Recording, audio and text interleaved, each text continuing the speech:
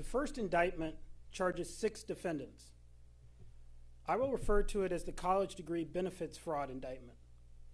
The indictment describes how several defendants conspired to defraud police departments, including the Antioch and Pittsburg police departments.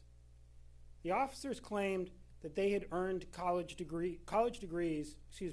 credits towards degrees, when in fact they hired people to attend classes and take exams for them. The police department's policies permitted reimbursement of the tuition cost and awarded salary raises to officers who earned college degrees. These defendants conspired to defraud their police departments and to reap the financial benefits of earning college degrees without putting in the work or obtaining the knowledge that comes from real educational achievement. The second indictment charges 2 defendants with conspiring to distribute anabolic steroids. The indictment describes how the defendants agreed to illegally obtain and distribute the drugs. It also describes how one of the 2 defendants allegedly destroyed evidence of the illegal conspiracy. The third indictment charges a single defendant. I will refer to it as the obstruction indictment. As alleged in this indictment, a police officer destroyed, altered, and falsified records in an effort to obstruct a federal investigation.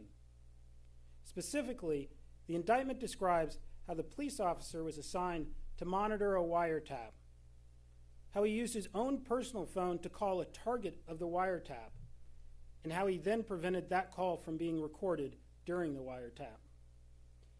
The officer then falsified records related to his call.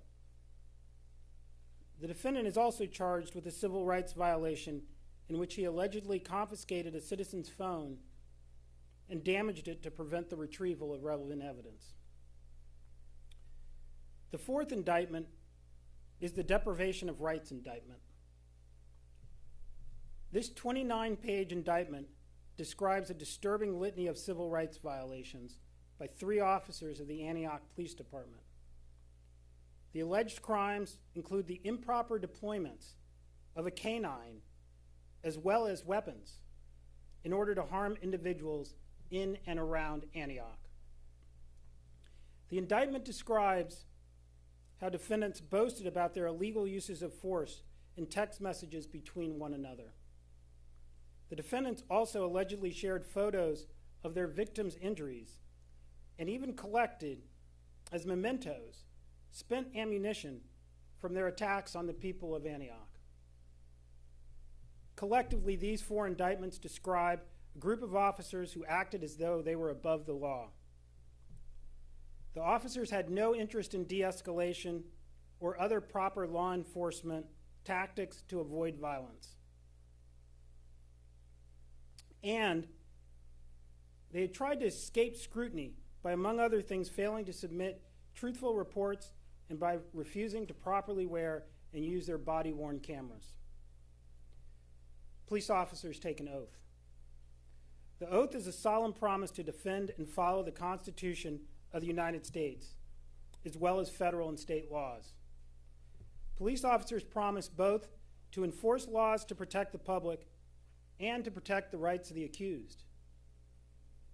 That's the job. The indictments unsealed today paint a picture of officers who have violated that oath. When this happens, the damage done to the public trust cannot easily be calculated.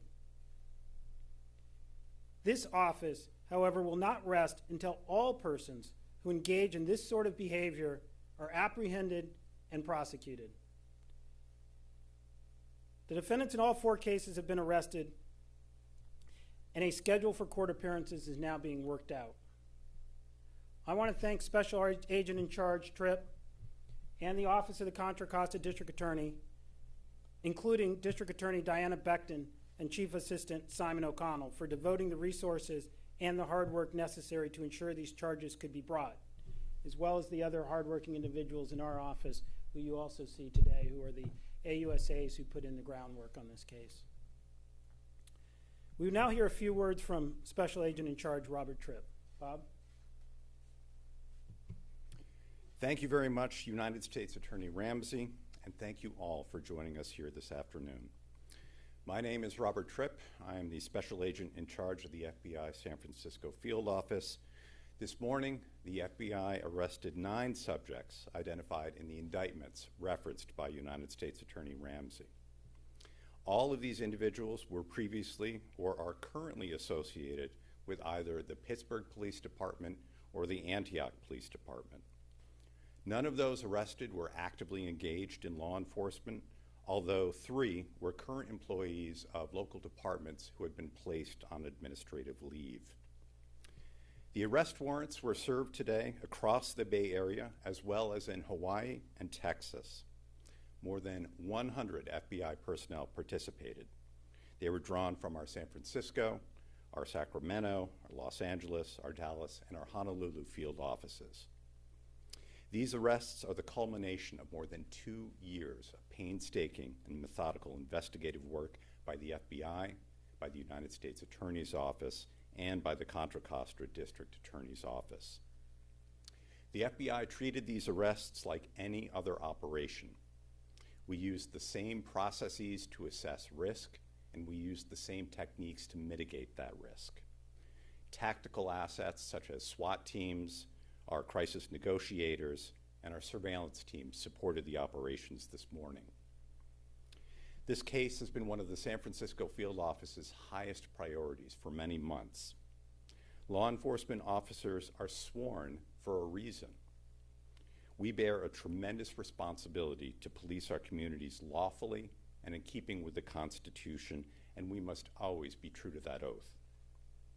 Now, we use the term color of law as a shorthand for the idea of using one's official position to deprive someone of their lawful constitutional rights.